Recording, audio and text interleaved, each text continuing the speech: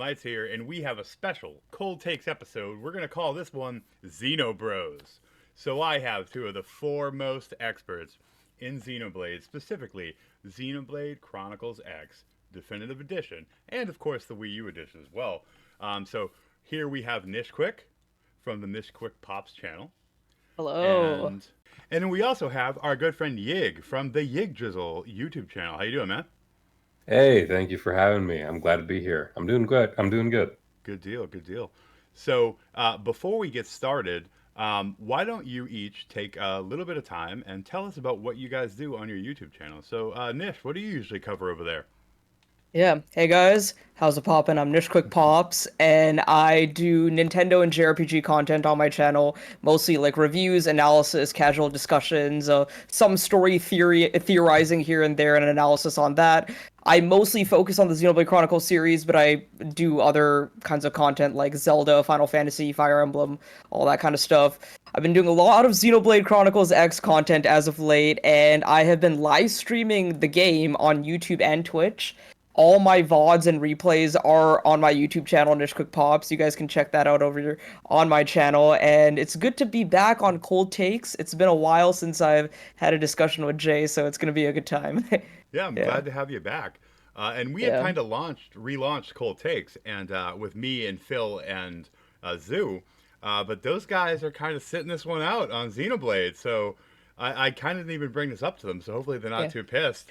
But I don't Zoo know will get on it eventually. I know he will. Yeah, I hope he Zoo does. takes his time with games, and like Xenoblade X is on the Switch. It's all on the card. It's gonna be like his kind of game. Yeah. It's his game. So And I'm sure he's bought it he's gonna already. love it. I'm sure he's got I it. know it. Yeah. Knowing his kind of games and what he likes, he's gonna love this game. So, Well, if we can ever get him off Morrowind, and then the Oblivion remaster just came out, so that's probably going to tie him up for some time.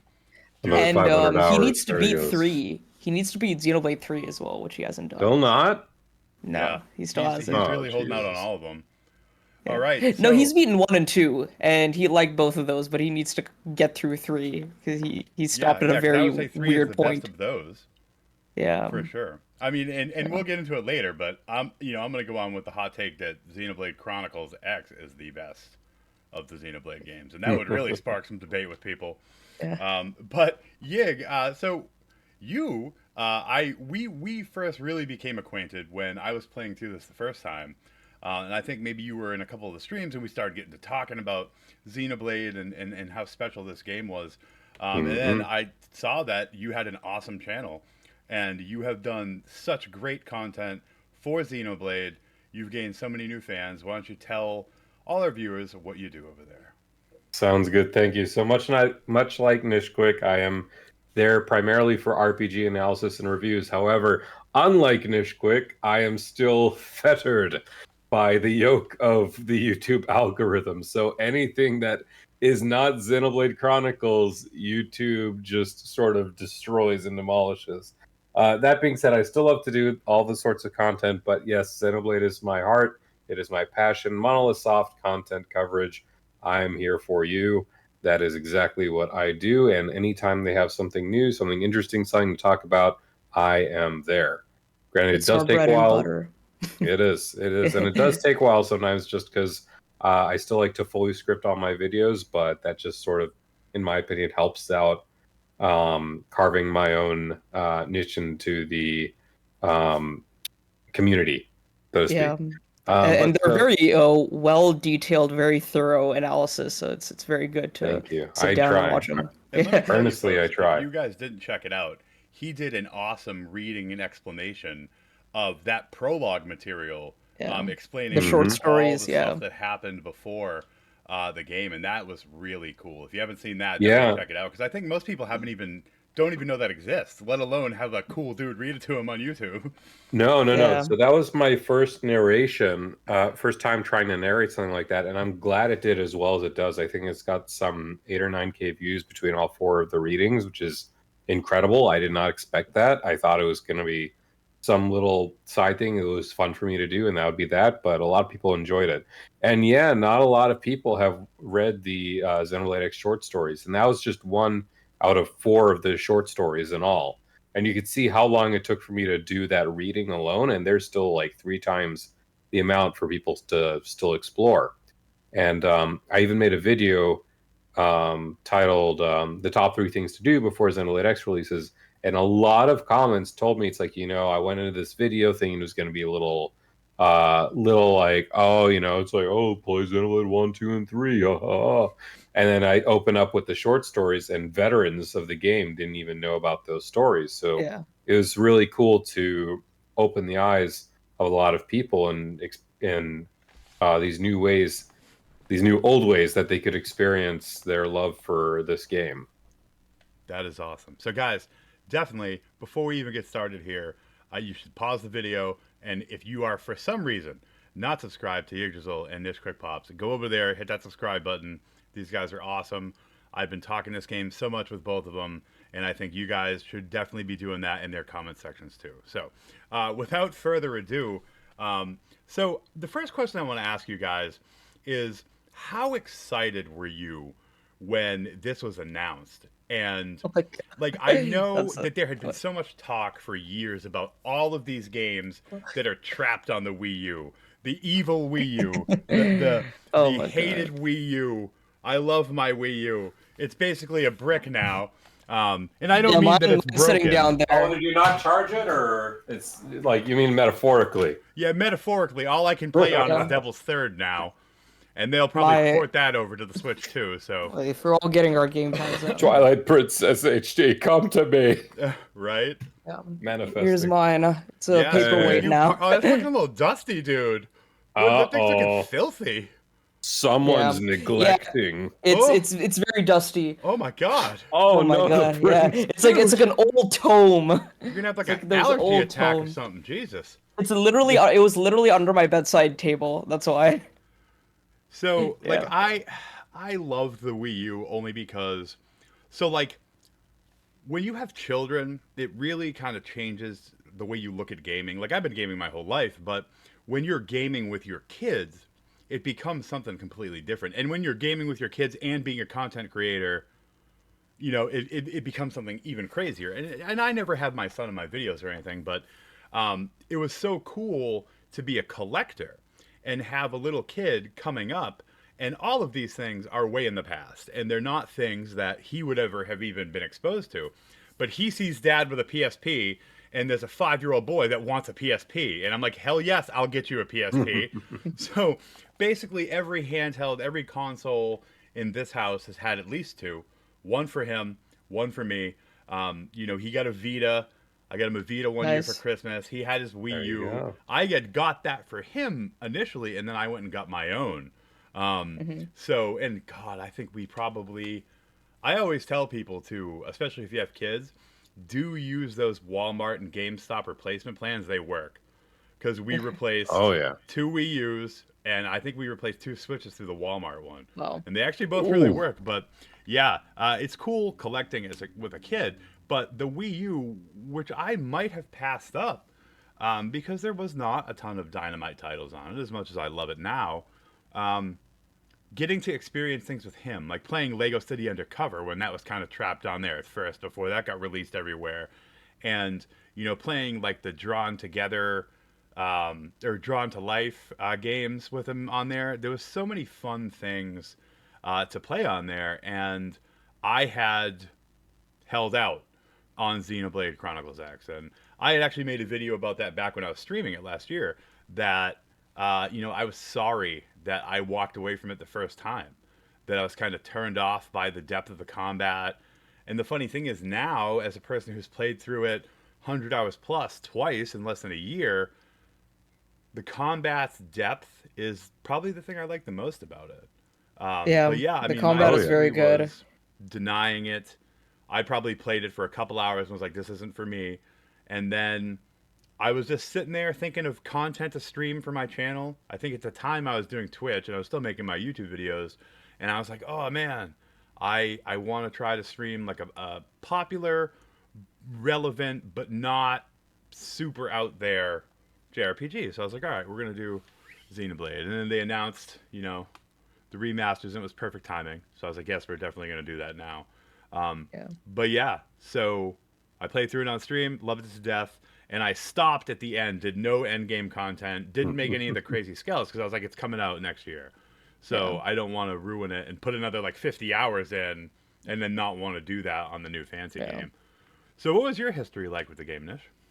Okay, so I have a very long story with Xenoblade X, so I'm just prefacing that. But basically, I played Xenoblade 1, enjoyed it. Played Xenoblade 2, enjoyed it. Played Torna, really enjoyed it. And then 3 was announced. And I was like, oh my god, I'm like actually a Xenoblade fan now. I get to like live this hype of Xenoblade and of like a pre-release for a Xenoblade game. And one of my really good friends, I've known him since like the 8th grade. He was instrumental into getting me into the Xenoblade series. And his favorite video game of all time is Xenoblade X. So whenever we would talk about Xenoblade, whenever I was talking about like how excited I was for 3 or what I liked about 1 and 2, he would always find a way to bring up X. And this was before the Wii U eShop closure was even announced. I managed to find a physical copy used for Xenoblade X on GameStop, got it for like $20, and then it was just sitting on my shelf. And then the closure was announced, so I went in and got the DLC, like the download pack things, and I was like, okay, I'm just gonna sit on this. When I have time, I will play X, because I wasn't like super interested in X, because I knew that it was the odd one out, it wasn't connected or whatever, right? But my friend encouraged me and said, at least play a little bit before Xenoblade 3 comes out. So I did. I played it with him. He kind of showed me the ropes. And then 3 came out. I was swamped with 3. I loved it. I beat the game. And then I went back to X for a bit, and it was a little shaky, like taking a huge break and then jumping back in, but I figured it out. And I continued to do that. I took many long breaks, but I would jump back in, do all the side content, do all Frontier Nav. But the story was very fragmented for me. The characters were like, I had to kind of remember where people were, who people were, what their role in the story was. And then, long story short, after some streams and after some dedication, I finally rolled credits on the game last year, live on stream, June 2024. And by that point, I was hooked. I understood the story, I understood the lore, I understood the world building. I was talking to a lot of my friends about the lore and the world building and all that stuff. And then, like, all this time, I had kept saying, throughout my time playing the game, I really enjoyed it. And I kept saying, it needs to come to the Switch. And it's not just because it needs to be on the Switch and not the Wii U. I kept telling people who were clamoring for other Wii U remasters, namely Twilight Princess and Wind Waker, which were supposedly confirmed 4 years back and still haven't come out. I kept telling those people, when a game like Xenoblade X was only on one system, and that system that it was on, the sole system that it was on, was a failure, then that just, to me, it takes priority. I'm like, you gotta have that game on your successful system more than any Zelda game that has been on 3 separate consoles. Like, of course, Nintendo doesn't care. All they care about is money. They care about sales. But, like, as a fan, I'm like, do you want the game that people need to play more than the game that, like, many people have already played? Like, most of the people coming into Xenoblade X haven't played it. So that's my main thing. Like, so many Xenoblade fans who started with Xenoblade 2 and 3, they're like, oh my god, I finally get to play Xenoblade X, because they either didn't have a Wii U, they didn't want to get it on the Wii U, like, many, many valid reasons. But then eventually, fast forward to late this year, we were all waiting with bated breath to see when the Switch 2 was getting announced. One random Tuesday morning, when we expected to hear Switch 2 news from Nintendo, I was at work, I was in my office, it was a normal, just Tuesday morning. I finished, like, my cup of coffee, go to the restroom, come back out, just a normal day. I was gonna get back to my desk to work. And then I saw, like, so many Discord pings on my phone. I'm like, what's going on? And I go to one of the subreddits, and I see someone post a Switch box art copy of Xenoblade Chronicles X, and I'm like, what? Like, I've seen this mock-up done so many times, like, what's going on? And then I scroll down on my notification bar, and I see Nintendo's official tweet, Xenoblade Chronicles X Definitive Edition releasing March 20th, 2025, and I had to run all the way back to the bathroom and like Holden screams. There's pictures of me like holding in my mouth and me like trying not to scream because I was like, this cannot be real. This cannot be real. This cannot be happening right now. And like that one trailer was very simple. It showed off just visuals and some things, but then that final few seconds of the trailer was what really got me excited. We're gonna get an ending. We're gonna get closure. We're gonna get answers to many things, many questions. So that is my history with X, and I have a very newfound appreciation for the game, which we'll talk about later in this discussion. Good deal. Good deal.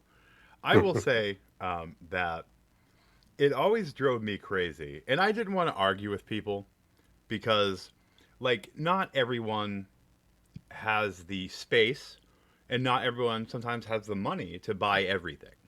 And so when people would be like, "Oh, I've never played Chronicles X," and I'm like, "Oh, you're another person that just won't buy a Wii U, or you won't pay $50 for the game, or I think it got as high as like 70 or 80 at one point." Yeah.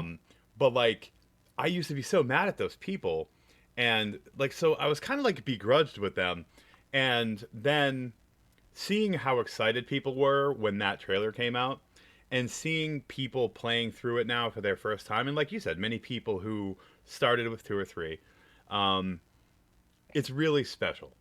And my feelings of like begrudgingness went away, and now I'm just glad that they get to experience this game that I love so much. I just wanted to throw that in there, kind of related to what you were saying. So what's your history with this game, and why do you love it so much? So mine's a bit further out. I knew about the initial hype about Xenoblade X years before it released because I played Xenoblade Chronicles 1 on the Wii.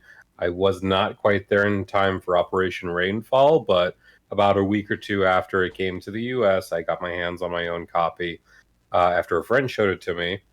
And then the rest is history from there. But then, I think it was, late 2013, we got our first tease for Xenoblade Chronicles X officially. And I followed that hype train for almost a year and a half until it released in March 2015 for Japan only. Yeah. And then I had to sit there in misery for 9 months doing my best to avoid anything online, which thankfully I somehow did, with the exception of some of the music tracks, which I did choose to listen to. So I think I've told this story before a few times, but I vividly remember sitting in the library at my college campus and just doing my work, but listening to themes like Black Tar, The Way, In the Forest, Werfliegen, on repeat pretty much for months and months and months until finally the game came out. I ditched my work early. I made some lame excuse and I just bolted it towards GameStop, got all my stuff, and then there I was.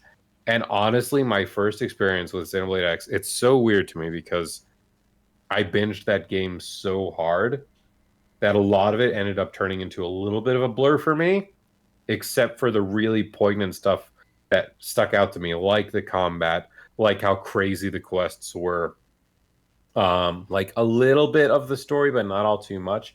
I was slightly let down, obviously, coming from Xenoblade 1 at the time, and not having the context of 2 and 3. I'm just like, is this the new approach they're going? Like, why is the story so different? Like, what's going on? Is there a way we could try and relate this to 1 at the time? And all this sorts of mumbo jumbo. So that was that, and I had a blast. I did not 100% it on the Wii U. I got like somewhere in the way of 97, 98% of the time. This was before I started really interacting online with the Xenoblade community. So at the time I didn't know NL. I didn't like actively search for like guides or like how-tos, etc. like that. I think I maybe looked up There's not one many guide. like even content There wasn't creators any at the covering time. Xenoblade around then. No, there absolutely wasn't. I mostly only knew about Chugga Conroy covering Xenoblade 1. It was and only then like that was Chugga that. Conroy and old Player Essence videos. Yeah. Yeah. Oh, yeah, Player Essence, but I didn't even watch that back then. So Yeah. I didn't really have much of a way to like go out 100%ing. I didn't know about like the whole builds, etc. So really the fact that I got 98% without any crazy stuff, without trying to be jank, was sort of impressive on its own. But then years and years go by, and then here we are in a few months at the end of 2024. And so I go into work, and my work has a very crappy internet service, which basically I have to shut off my internet access and go onto my data usage to basically get anything sometimes while I'm at work. So I pop into work. I didn't look at my phone that morning, so I didn't see anything whatsoever.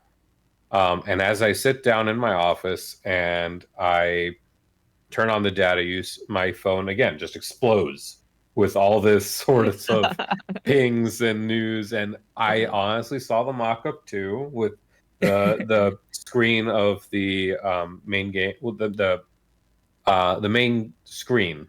Excuse me. I saw the red text of Definitive Edition, and I was like, if Yes, they do and I'm like, Definitive Edition, it's got to be blue. And I was like, that's sus. Like, is that a mock-up? Is that a fan thing? Because we've been getting that for a while now, Yeah. you know? Yeah. And then sure enough, it was real. And then I stood up and I like screamed silently to myself, which is very funny because every single time for maybe the last 5 or 6 years of Xenoblade announcements in general, I've always been in my work office, always randomly looking by whatever I have, or like looking through my phone, just sitting around, and then boom, Xenoblade, and then suddenly I'm in tears in like the closet, just crying. Yeah. That's been how that. it goes. Unfortunately, since getting the game, aside from coverage, I've not been able to play all too much. I am in Chapter 9. I got my Skell flight module. I'm completed Chapter 9. I got my flight module. I've done most of the first round of the Affinity quests and a few of the more special quests here and there. Professor B, my absolute beloved. And yeah, I'm just looking forward to playing more when IRL lets me. So yeah, as a content creator, I definitely I was actually streaming it, and I streamed the whole first playthrough I did on the Wii U, and then I started streaming my playthrough with the Definitive Edition, and I realized I wasn't enjoying streaming it because I wanted to make sure that the story bits were always there for the viewers. So I wasn't doing any affinities. I wasn't doing any story stuff. So when I wanted to play in my own time, I'm literally just grinding and doing like basic missions. And I was like, I like this game too much to do this. So we're going to stop streaming it and I'm going to do my thing. And it's been obscene. Like any day that I've had off, we're putting like most of my free time into it. Like it'll be scary watching my playtime go up by like 10 or 12 hours in a day. And I'm like, wow, I legitimately I usually like to reserve the story stuff for streams. So whenever I do stream, people aren't watching me doing busy work and like getting like story requirements done. So I can just like blaze through the story and like have that exciting stuff. But like I also, now that I'm done with all the story stuff, I plan to just do like normal affinity missions and like frontier nav exploration as well. So like whatever you do in the game, I feel like it's still nonetheless always a good time, you know? Yeah, like me, I'm at like 90 to 95% in every region. Like, so I'm literally, I just got to play 13, 1 and 2. And then like, like, I do want to get Mia and I'll do their affinities. And with the online, they have affinity missions that can just blast your affinity with the partners that you have. So that'll be quick to do her and the final character, which still a lot of people don't even know about. So I don't even really like talking about it. But it seems pretty neat. And that's a very unique story. Like that, I had it spoiled a little bit. You know, the unique predicament there. But that is pretty cool. But yeah, that's where I'm at in the game. And like I said, I'm so obsessed with it. I played it most of today, even though I had a couple meetings and I had a doctor's appointment. Between, I'm grabbing stuff and I'm like, oh, I got to do things. I gotta, you know, I try to set little goals. I'm like, I want to do this. It's so great that it's on handheld, so you can like play in between, you know? Yeah. Yep. You can bring it over to the computer with you. You can bring it in the car with you. Like you can do whatever you want to do. I play during my breaks at work. Sometimes I bring my Switch to work and I just like go off to the side and I'm just doing some Xenoblade stuff. I Nice. wish I could do that in my work. I work with like pediatrics though, so a lot of times if I had a switch around, I know the kiddos would just be not leaving me alone. Yeah. Right. For sure. Yeah, I don't bring my Switch to work often. Usually, I only play one mobile game, and that is Fire Emblem Heroes, and I just love it to death. And I have so many damn characters in that. And what I love about that game, unrelated to Xenoblade, that's one of the few gotchas that like I don't think I've ever put anything into it. Like it Mm. doesn't push Yeah. you to spend money. Like if you wanted to play it all day, you'd run out of energy or whatever. But like, I don't like that the arena has become more pay to win than ever, and I don't like that like the most ridiculously broken characters to get like the most bang for your buck. You do need to put a buck in. I don't know, but I've also not really played since like book 4 or 5. You ask me like who the last character was, and I'm like, I don't know, Peony, and yeah, then my heart has Fjorm in it, and that's about it. right. Yeah, I mean, I've never like bought like the orbs, but I do because I'm so obsessed with the characters and the new art they put out for them. I do subscribe to the monthly thing to get the resplendent every month. So, I mean, it doesn't I count can't as say anything. I have other gotchas. I yeah. can't say anything. So, one thing I did want to talk about is how wonderfully addicting the combat is once you fully understand it in Xenoblade. Hmm. Like I had said when I first played it, in all of the games, but specifically this one, I never really jived with it until specifically Xenoblade X and 3 really got me comfortable with it and enjoying it. And what I love so much about X is that you have your on foot combat, and then the skull combat is basically a whole different beast where Hmm. it's, fully equip based leveling with your equipment and your augments. And it's literally two different games. And there's Yeah. people that are so obsessed with min maxing their augments and their skill level with the on foot fighting. And then there's people that are obsessed, and it's almost like two different camps. And then you Yeah. have real maniacs who do both. I would say I probably lean more towards the Skell because I really, Hmm. really like making them. Um, Yeah.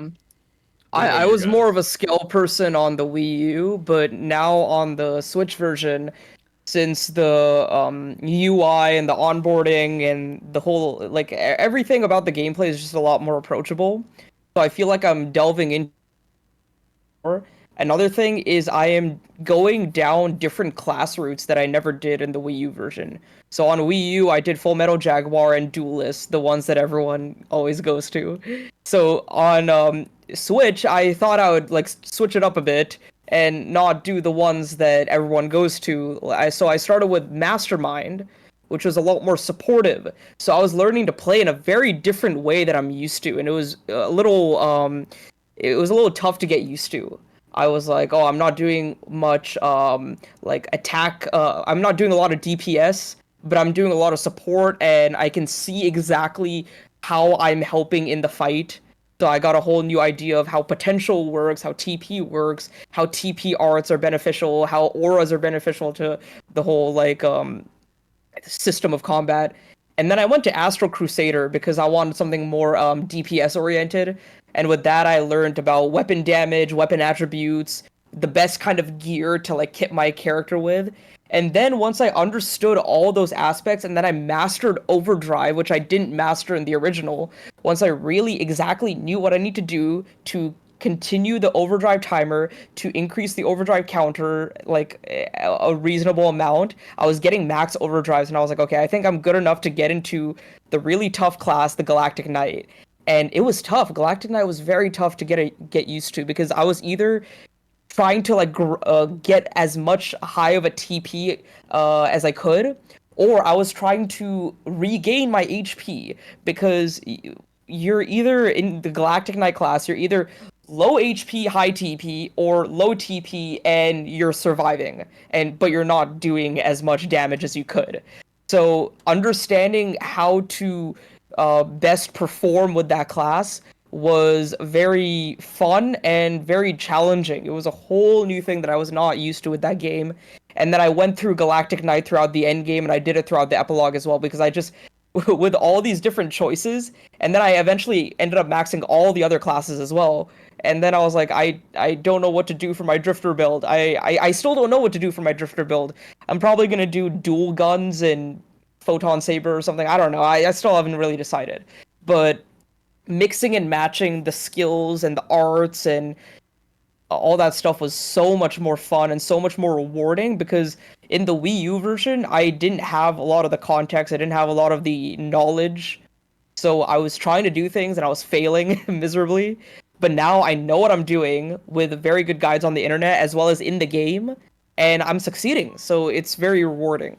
And to compare it to the other Xenoblade games, I would always say that Xenoblade always got better with its combat. X's combat was this is what I used to say. Used to say X's combat is better than 1, 2's is better than X, 3's is better than all of them. I would still say so in terms of like base combat and understanding how everything works and just the mechanics in general. But in terms of personal enjoyment for me, I think maybe X's combat is the most fun now. But I need to do a replay of 2 and 3. I can confidently say it is 1,000 times better than the Xenoblade 1 combat. But Xenoblade 1 is still great in many ways, but like X just does the combat so much better in every single way than Xenoblade 1. I can confidently say that. Yeah. Bold. For me, again, starting with Xenoblade 1, and as a big like MMO guy, like I play WoW, I play FFX or Final Fantasy 14, and other games with time-based combat and cooldowns, etc. So I felt pretty at home with Xenoblade 1. So then, obviously, with going into Xenoblade X, I feel even more attuned to like the base of combat. But again, going on the Wii U, not a lot of guides, not a lot of know-how. And not really making use of any of the more exploitative things in the game. So my time so far with Xenoblade X Definitive, and by the way, by the end game, all I cared about was using my Ares 90 in Xenoblade X. Like if it's like, oh, I can't kill with my Ares 90, I'm not going to focus on it. So like, for example, Telethia Endbringer still eluded me because I didn't augment my Ares 90 accordingly for that. And so to speak. But so far in the definitive edition, I'm having a blast. I did roll FMJ for some quality of life, like Ghost Walker. So that's been a good time. And it's like, I could have done this in the original. Like, I could have just straight up skipped these level 40 Grexes and while I'm walking to this area. Like, what do you mean? Or what else? Like, what do you mean I could just skip the class grind as soon as I got level 30? Like, what do you mean, Mr. NL? The Amdusius class grind. That helped me so much in this game, because just to blaze through the story when I wanted to. Yeah, exactly. It's like, because I know I want to experience the story and the new story, and I know the meat of the game is in the combat and the playing of it, not in particularly in the strengths of its story. Although it has a fantastic premise, the story execution is okay.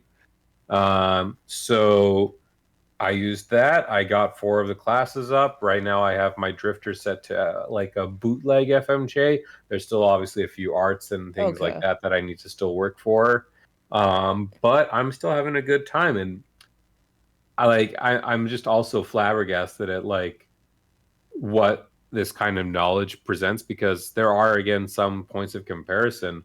Chapter 5 on the original, when I'm fighting the Sphinx, That's final chapter 6. 6? Okay, 6. Tainted Sphinx is 6. Okay. Well, I'm fighting Mr. Tainted Sphinx, and I'll never forget, that was probably my first roadblock in the original game. For many people, it is that. And then here I am running like the predecessor to FMJ. I forget which one that was called. Winged Viper.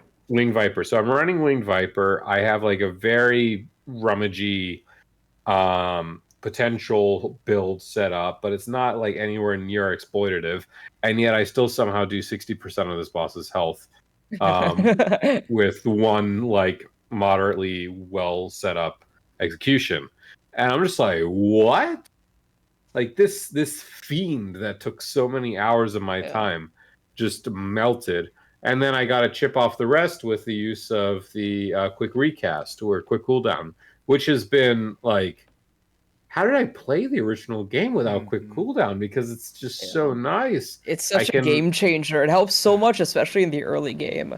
It helps tremendously, and I'm so glad I felt like this is what's gonna fix Soul Voice, because Soul Voice was just Yeah, a people good would idea. scream at you, and I'm like, I can't help you right now. Like that one particular art is still in like endless cycles of Yeah. cooldown. It's like I only have one purple art. I already used it. The Soul Voice ends in 6 seconds. I'm not going to get to use this.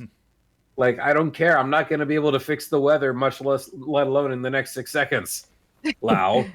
Yeah, Um, yeah, yeah. So that all has been just a fantastic package to what was already a good game, and again, much in the MMO vein of things. There's different ways of powering your character. The setup is phenomenal. I do agree that scale combat and on ground combat have a good bit of fundamental difference, and I'm looking to experience and hopefully make the most out of both of them, as opposed to just being solely reliant on the pre-built Ares this time around. I want to make my own custom skills and just have a good old time. But so yeah. that's where I am right now with the combat. I do have Ares 90, but I think I'm only going to use it for bosses and tyrants that I'm having a lot of trouble with, and to Mhm. take a lot of cool like Xenogears pictures, which yeah. So I will tell you, you talk about the Ares 90s. When I played through my original time, I was obsessed with Alexa. I don't know if you remember that.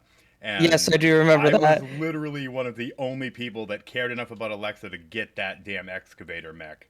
And everybody knows now the excavator mech was the first level 50 mech you could get before the other ones. And in the end, it was Mhm. not as good as them, but it was the first one.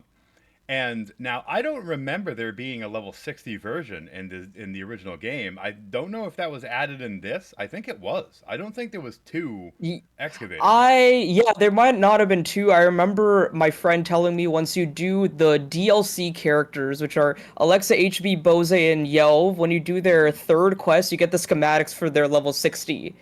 And I think it was, yeah, I think it's probably just only one, so maybe they added another one in the definitive edition. Because You're it was right. really cool. Because, like, again, like, I didn't want to just do, the Amducia Shuffle or do the Ares Yeah, 90. yeah, I literally was like, it was so cool to see that 60 excavator mech. I'm like, I don't think I remember that. Like, that can actually be like kitted out like real nice. yeah, Because Mhm. I also got big into like the Hraesvelgr Lord and yeah, of course the Ares. Both of those can't be edited. Like you can do your yeah, augments, but you can't change body, you can't change weapon. And the excavator not only is about one of my favorite characters as far as storyline, but it was really cool because I really got in this playthrough into making the super weapons. So, and yeah. all of those come That's with Mhm. cool. a 30, a 50, and a 60 version, and you Yeah, unlock all the 60 ones on like the final quest at the end of the game, all the ones that are like yeah. 60 plus, and the final Okay. like affinities for everybody.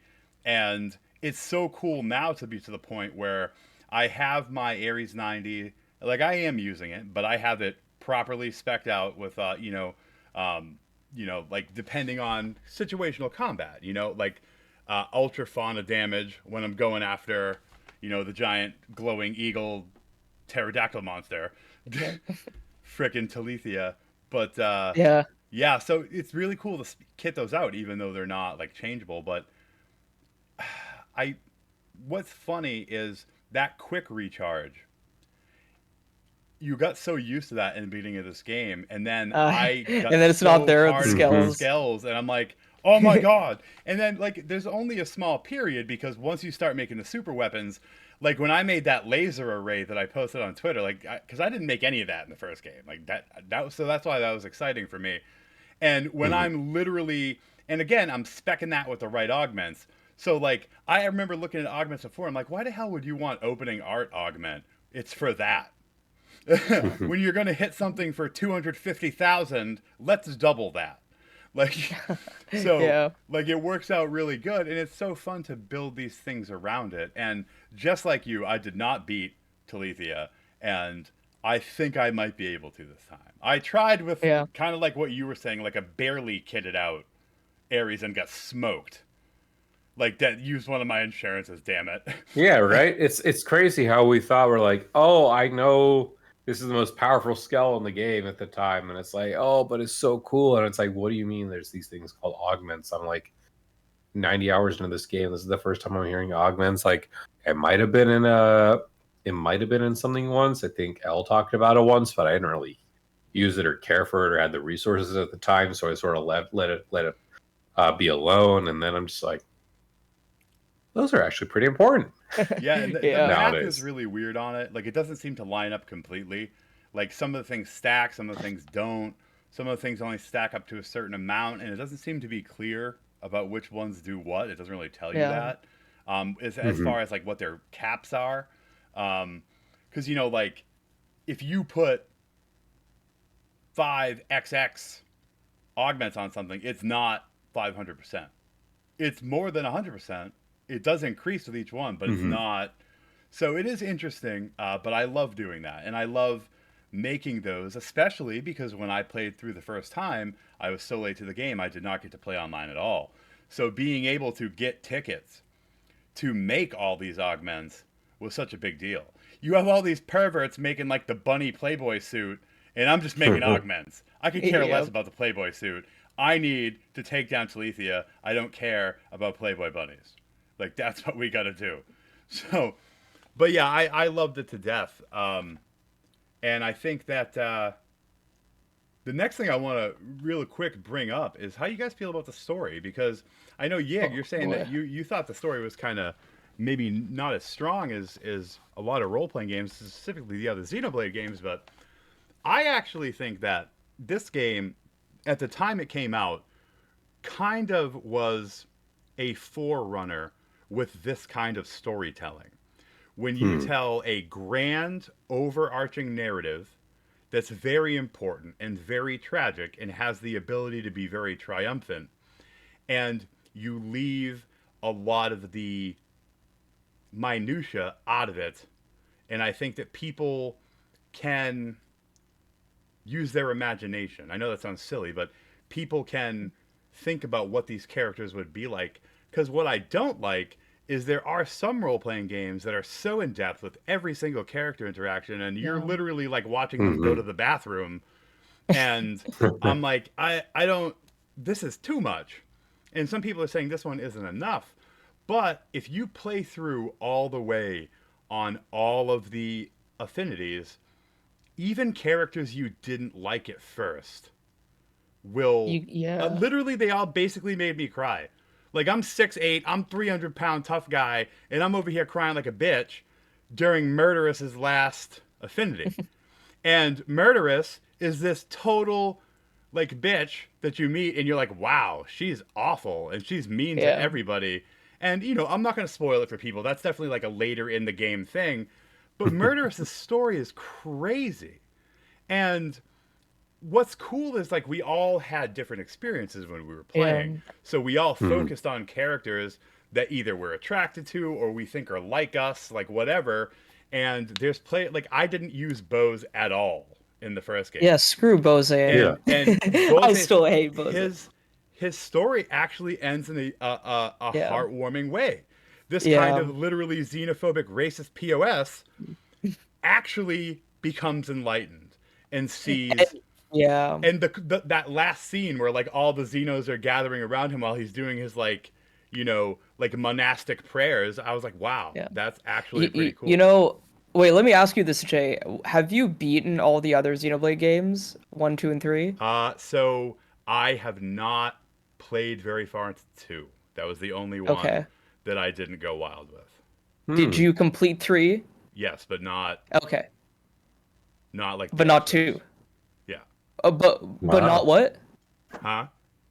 What were you saying about three? I didn't like do a whole bunch of like the end game stuff, but Okay, basically okay. got right to the but so like yes, I know I see like I kind of and I probably need to go back to 2, especially because of Torna. I think 2 I'll have a very similar experience where it's something I denied, and then I'll get into it and I'll be like, holy shit, how did I That is not? literally the case for every single person I know who has played 2, almost. It was me. It was me as well. I denied 2 a lot. I was like, oh, Xenoblade 1 was so good. How can they like go into 2 and make it so different? I'm just gonna play X and skip 2. But like now 2 is the one that I think about almost the most. But no, basically my whole reason of saying this is because there is a central theme. Like there are many central themes that go on throughout all the Xeno games, but one is fear of the unknown. But once you like go into the unknown, once you interact with the unknown, you learn more about yourself, you learn more about the world, you learn more about things around you. Xenoblade X doubles down on that so much. And like of course the other games do that as well. Like you got Blades and Drivers in Xenoblade 2, you got Kevis and Agnes and other factions in Xenoblade 3. You got Bionis, Mechonis, Homs and Machina and Hyentia in Xenoblade 1. Xenogears has like a million different factions who are learning to like assimilate together. Xenoblade X is the most like in your face about it. Humans have crash landed on another planet. They have to learn to work together with themselves, with people who they might have hated back on Earth, and they need to learn to work with other xenoforms like the Orpheans, the Manon, the Nopon, the Prone, like xenoforms they initially thought were hostile. They have to learn to kind of work together and find some common ground. And yeah, I agree. A lot of the affinity missions really go into depth on a lot of that. And like Bose is one good example. Like Bose hates the xenoforms, but then he eventually learns to like mature and understand where he can like learn to coexist with them. And not only that, but another thing that I really love about the story is how actions on Earth affect what people are feeling and doing on Mira. Um, Notably the Kristoff brothers. Kristoff brothers have a very emotional like arc to them Mhm. because like Fog is just like this aloof guy, so aloof. He doesn't know what's happening like in the current moment that he is experiencing right now. You might be doing something with Fog, his head is like so in the clouds because he's just so like distraught about what happened with his brother and his father and his family. Whereas Fry is just the complete opposite. He's so in the moment, but he's like hiding all of his sorrows away in the liquor and the all that stuff. And then their I won't say too much about it, but their quests come together. And that was something like I did that in the Wii U version. That was very surprising. I was like, characters are like crossing over into different like into their quests, and then it made sense why like those characters didn't want to be on the same team as you at the same time, Right. and then like their development goes further like that. And you see that with like Arena and Murderous as well, and then you see that with others. That's one thing I wish I was hoping to see that more with Xenoblade X, like crossing over with affinity missions. I thought that would have been cool, but that Mhm. is that's something I love about like all those things I really love about the themes and the character dynamics within X, which people just deny. They're like, oh, the story is simple. It's just side quests. There's nothing happening in the story. There's no good characters. Those people are just denying. They're not interacting with the game. Well, Like and like there's I so said, much more beyond that. it's an archetype that was becoming popular at that time, and I think it was a forerunner of it. And I think two Yes, great yeah, examples are, Breath of the Wild and Tears of the yeah, Kingdom, right? So yeah. you have this overarching narrative, right? It's pretty simple, right? Mm. And the majority of the story is you experiencing the game, but you can seek the memories. And the memories are such a huge deal. And I remember being Yeah, so excited in both games. Like when I would find a memory, like I had to go like refill my drink and be like ready, be like, oh yeah, this is gonna yeah. be awesome. I'm so excited. Actual story content. Yeah. Right. And I think it makes it more enjoyable um, when and that could just be my personal preference because I'm a person that very much likes, and it's one of the things that people have kind of complained about with the game. I like grinding. I Yeah. like min maxing things, And I know there's no real benefit to just straight level grinding, but there is still plenty of grinding in the game, and there's a ton of min-maxing to do with both the skill and your own augments, and I love that to death. And what I love about it is I can take like a day off that I have, and I'm like, say, I'm going to play 3 or 4 hours. And I'm like, all right, today we're just making new augments. And we're just trying out new augment builds to go kill these tyrants that I'm under-leveled for, but we're going to smoke them out with this crazy build that I made. And the next I day, enjoy those I can kinds be of like, games. Like I would do that a lot with Zelda as well. I'll be like, I have this thing I want to do in this play session. I'm gonna do that. Yep. And then you're like, I think tomorrow I'm doing all the affinities for these characters. And I think another perfect example of these kinds of games are like the Fallout or Skyrims, like the Bethesda games. Like again, with Oblivion on the mind as of today. It's to date this video, but yeah, that's the other thing. And I do want to clarify because I could probably feel someone starting to have typed furiously about 20 minutes ago at my comment. When I talk about the story being lackluster, I mean that in my initial observation of the game as someone that played it at age 18, you know, not the biggest appreciation for the RPG genre as compared to the YIG of today. But at the same time, I am someone who, like, you know, I just came like from the splendor of Xenoblade 1. I don't have 2 or 3 to like focus on. I'm just going from 1 straight into X. And when it's anything other than like, it was, to me at the time, very strongly up front and then dissolved into vagary. And I was not as appreciative of the art form of the side quests as I am more in line with today, because the story just is expanded upon in those side quests. It is those affinity quests. It is like recognizing just how varied yet dark and sinister some of these undertones of the game truly are, or just very somber, especially with many of the characters that you encounter. So I'm definitely more appreciative. I don't know that I'm still fully in agreement on these type of games when it comes to a core narrative almost sort of being, I don't want to say being done poorly, no, not even remotely close, but this sort of like piecemeal narrative where it's like, okay, you have your 2 bites, you have your 2 fills, go out and explore, get like maybe 30% more, yada yada yada, and then come back and we'll feed you the next piecemeal. That sort of doesn't sit right to me as personally, just because it feels like I'm being taken out of that narrative experience. That being said, again, it is that sort of like the world is its own story game. Go out and do X, Y, and Z, and then come back to it. But then it's, again, for me personally, it's like let's say Bose, I go and do Bose, he's in the like level 20s after I've done chapter like 6 or whatever. And then I don't touch on Bose more for like another like 15, 20 hours because I'm not at those prerequisites.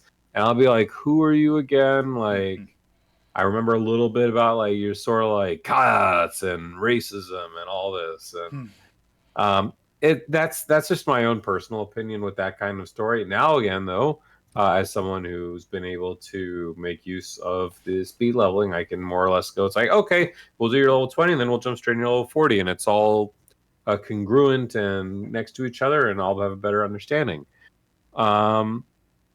But yeah, I would say that first experience I had back on the Wii U, I did have a much more poor and unrefined mindset that wasn't able to let me immerse myself or truly enjoy the story as much as compared to replaying it with a definitive edition today.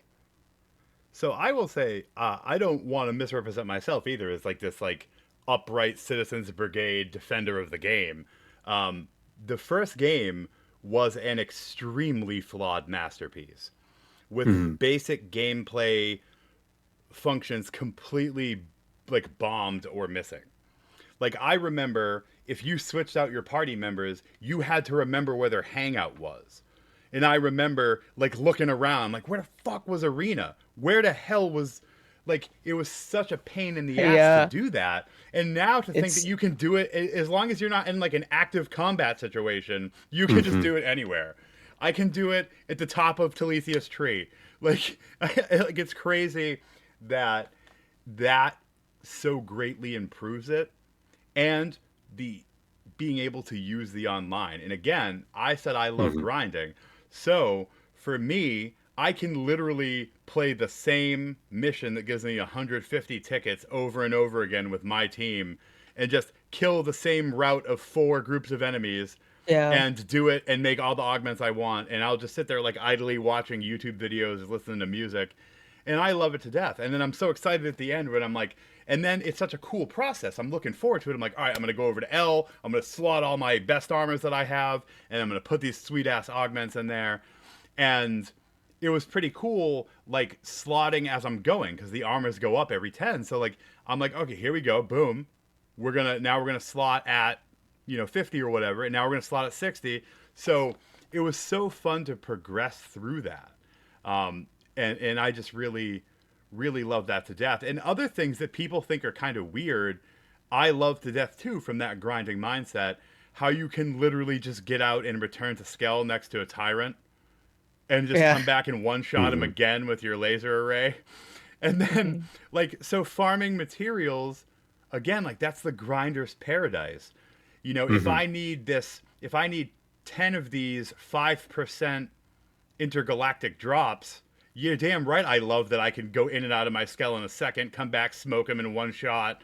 Like, it's great. I just love it to death. But I will, yeah. No, I was just saying one more thing about the story. I will say, I think what the other games, I still feel this way after completing the main game and the epilogue story. I think what the other games do better is having a balance between gameplay and story, because that's what I love the most about the series. Even though now I have a whole new appreciation for the story in X, and of course, I personally think the gameplay in X is the most complex and the best in the series, but I think 2 and 3 really nail that balance because not only do they have really complex and good and engaging combat systems and gameplay mechanics, but the story is very, very heavy in there. And what I love particularly about 2 and 3 that is better, like probably the best in the series that 2 and 3 do are having the very good character-driven stories. Like, I know X, we were talking about going out of your way to do the quests and understanding the characters through that, but what 2 and 3 do, with like not even going into the side quests, is they have really good character development within the main cast of characters, which is phenomenal. Like 2 does that incredibly well. 3 does that in a whole different way than 2 does, but it also adds very awesome hero quests, which are very similar to affinity missions in X. So, but I will say this without getting into spoilers or anything. A lot of what I experienced in Chapter 13 is some stuff that I was missing from the base game of X in terms of story quality. And that's all I'll say. There are some moments like I was missing from like my Wii U playthrough and the Switch playthrough, which I did get in something like Chapter 13. So that's, yeah. Some of the criticism I see specifically, like, I don't know if you guys have seen any of my posts recently on Twitter. Like, this game is really, playing it through twice, has really changed how I think about, like, my lineup of best games. And Elma has become one of, if not my favorite character in a role-playing game. And a lot of people are like, Elma is not really developed. And I'm like, hold on a second now.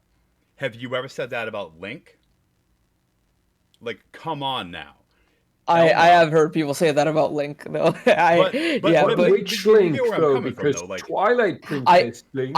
I do know where you're coming from, but I will say this, and I say this in a future video coming up.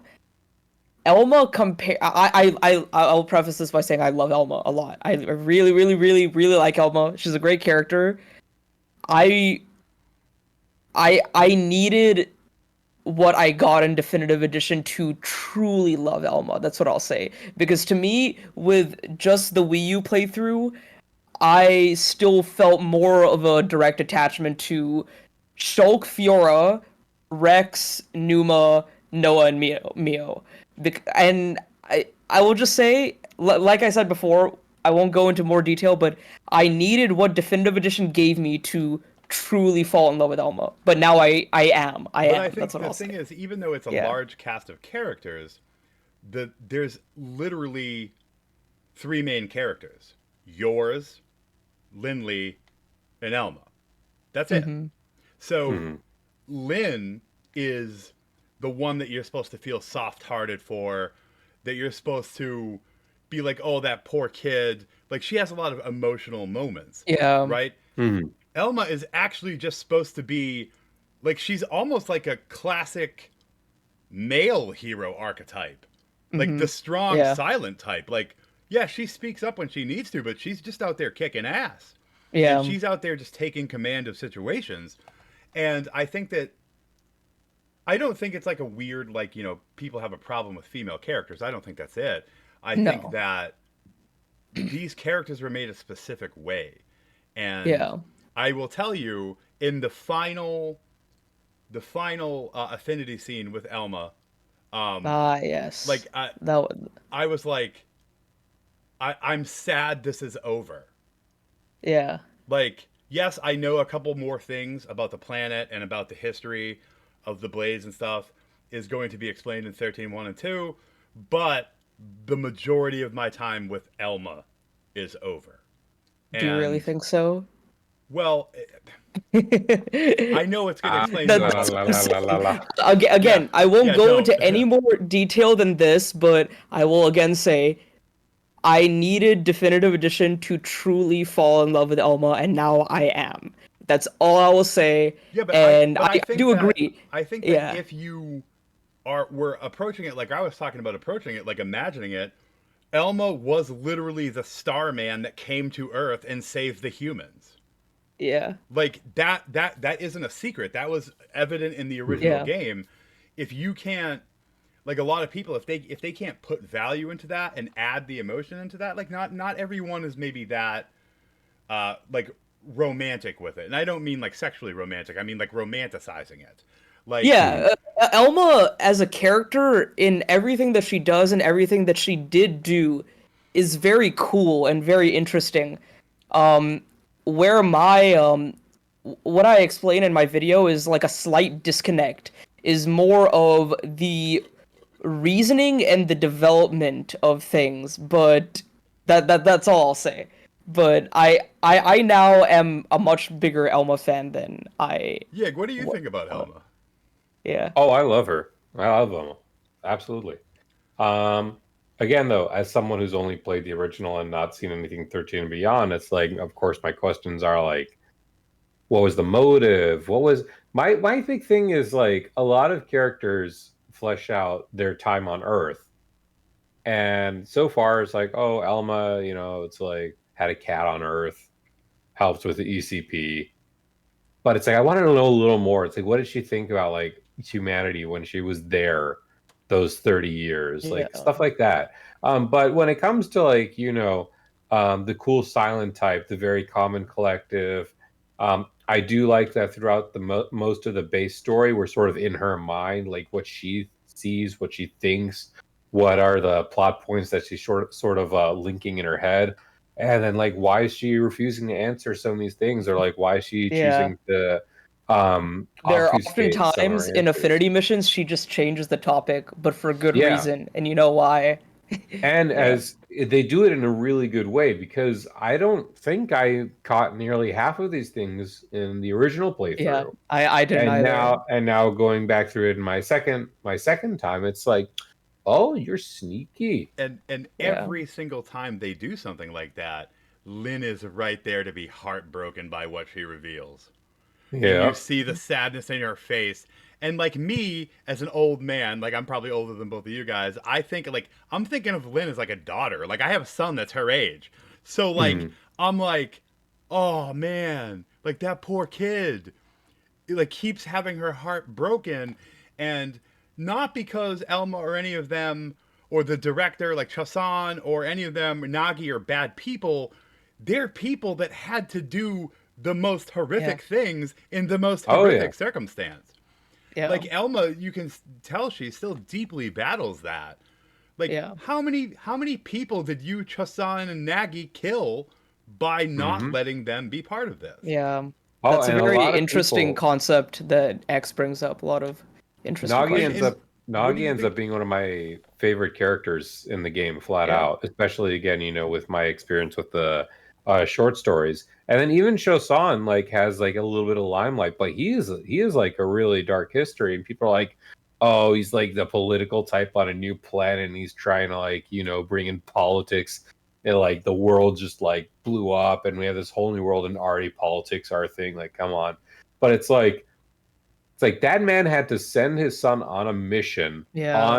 on Earthwide D-Day, Yeah. and at the same time had to literally like he literally was meant to die on Earth himself, Yeah.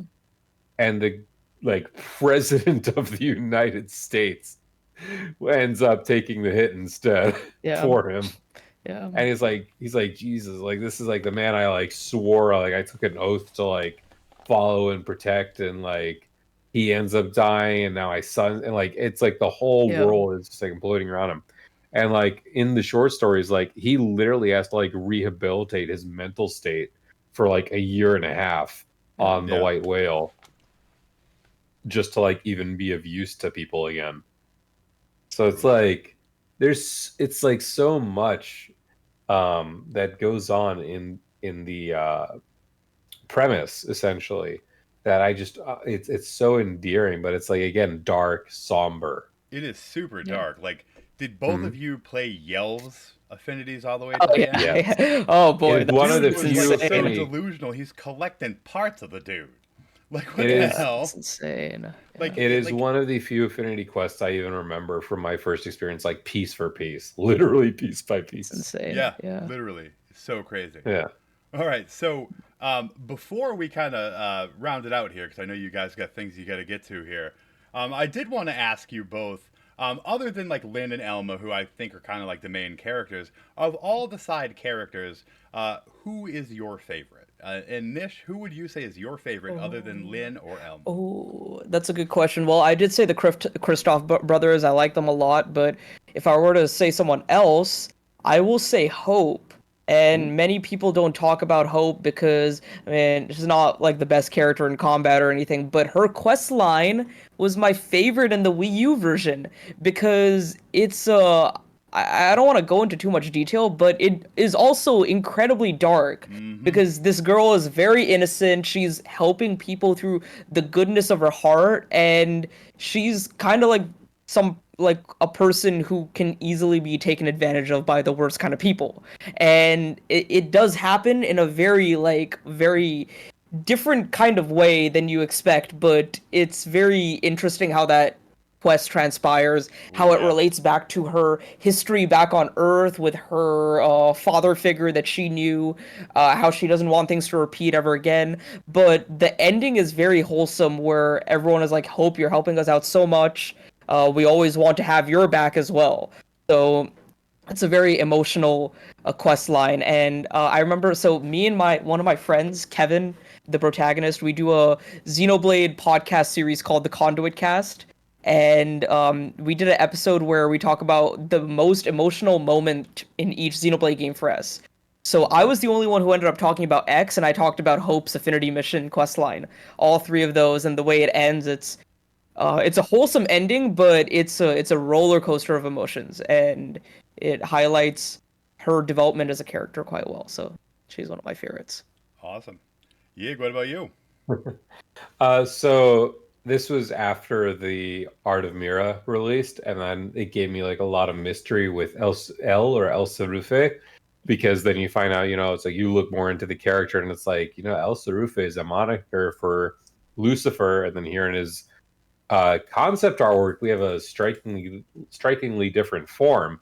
And we're just like, what happened? Like, what is the idea behind him? Like, why is he still such a mystery even after? Because all the other Affinity missions did a really good job at sort of like fleshing out the background or the history of the character, except for L.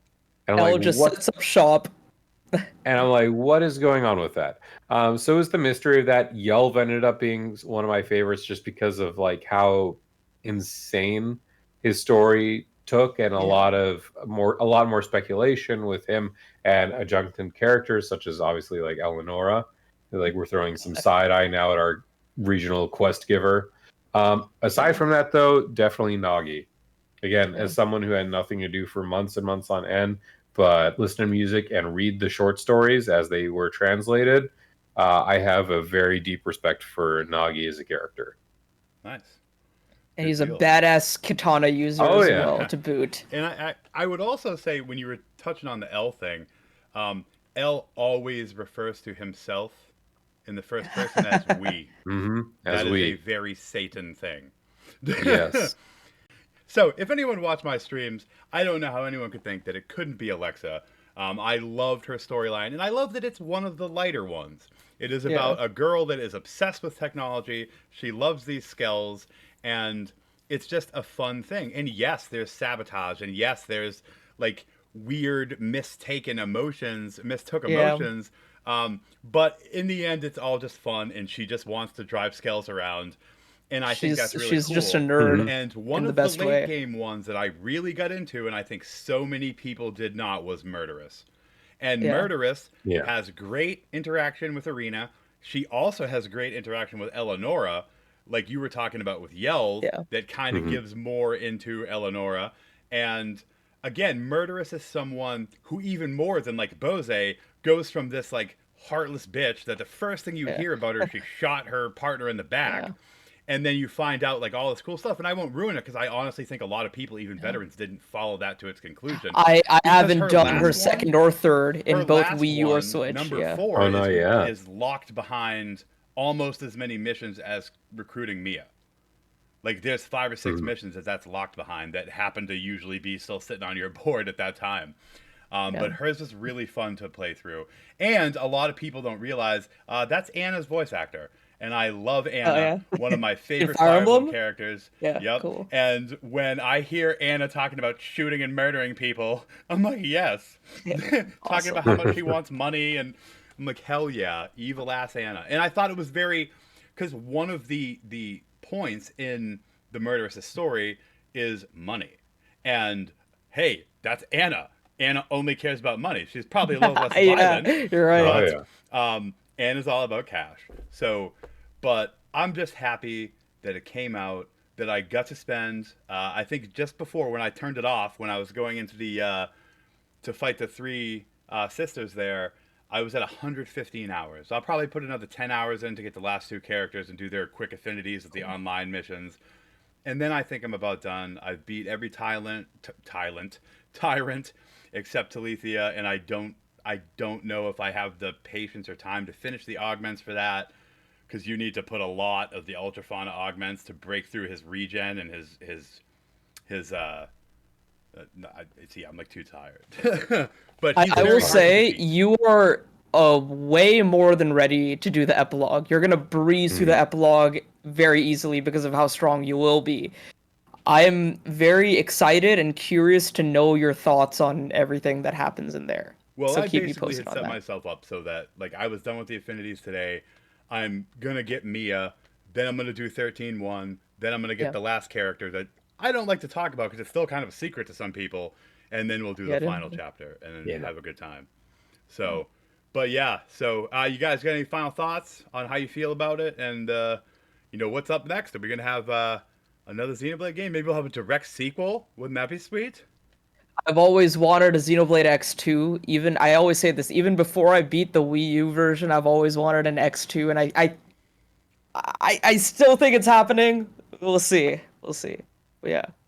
There's so many ways an X2 could work out, even before me thinking remotely anything epilogue related. So, and again, as someone that doesn't thankfully,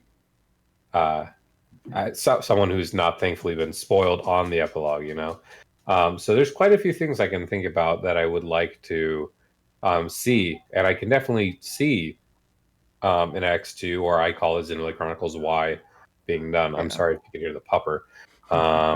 But yeah, so there's just honestly closing thoughts. I can only hope I finish this game or get even remotely close without being spoiled so far. I've been loving X Definitive. I cannot wait to get back into it when the time lets me. Yeah. If anyone is watching and hasn't played the game, you should definitely play the game if it interests you, because you can start on this game it is a good starting point for the series, honestly. It's excellent. It's as of what I know, it's unique enough, or at the very least, it doesn't lend enough credence or point fingers over at the other games enough, or at the very least, not for 100 like easily 100 hours Yeah, or so. Again, yeah, no epilogue. I don't know, but yeah, that's what I gotta say. yeah. Also, I'm surprised Nishquick didn't say nil. Oh yeah, I didn't say nil. I wanted to stick to like original characters, and I don't want to like get into too much new content here.